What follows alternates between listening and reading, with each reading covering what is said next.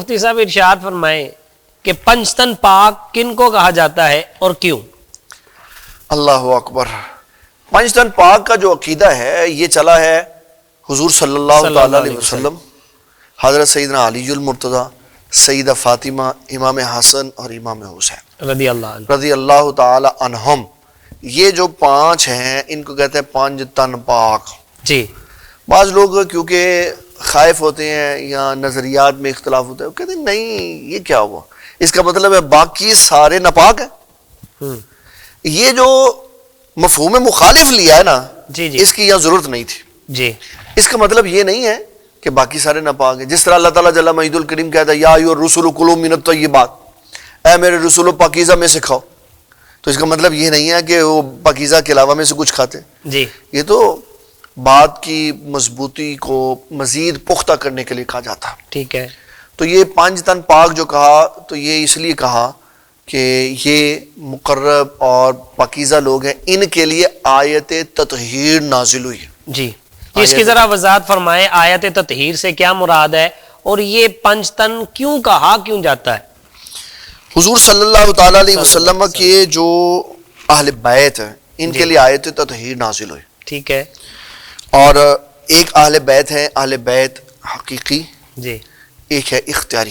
ٹھیک ہے، حقیقی اہل بیت وہ ہیں جن کو اللہ تعالیٰ نے اہل بیت کہا۔ ٹھیک ہے، اختیاری اہل بیت وہ ہیں جن کو رسول اللہ صلی اللہ تعالی علیہ وسلم نے اپنے شارع شریعت اور صاحب اختیار ہونے کی وجہ سے کسی کو اپنی اہل بیت میں شامل کیا۔ سبحان اللہ، سبحان اللہ۔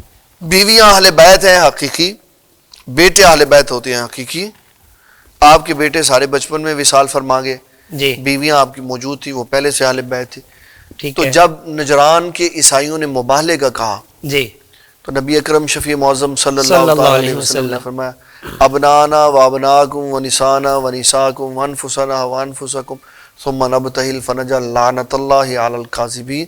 ہم بھی آ جاتے ہیں، تم بھی آ جاؤ، میں اپنی بیٹیوں کو بلا لیتا ہوں، تم اپنے بیٹیوں کو بلا لو، میں اپنے بیٹوں کو بلا لیتا ہوں، تم اپنوں کو مبالغہ کر لیتے۔ ٹھیک ہے، اس میں حضور صلی اللہ تعالی علیہ وسلم نے حضرت علی کو بلایا، حضرت سیدہ فاطمہ کو بلایا، امام حسن امام حسین کو بلایا، عیسائی نہیں آئے۔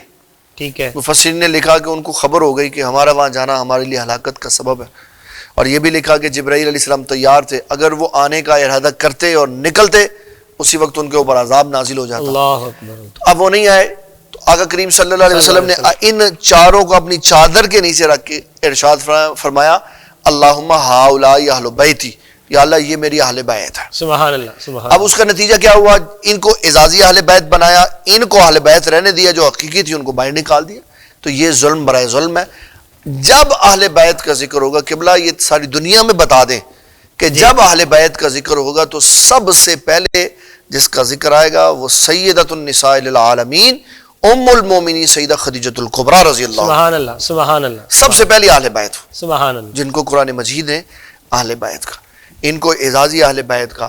اور پھر یہ سوال ہوا کہ آپ نے ان کو اہل بیت کہہ دیا، تو اگر حضور پاک کی اس کے علاوہ کوئی بیٹی ہوتی تو وہ، جی، تو آپ صلی اللہ علیہ وسلم کی اس موقع پر تینوں صاحبزادیاں وصال فرما چکی تھی۔ ٹھیک ہے۔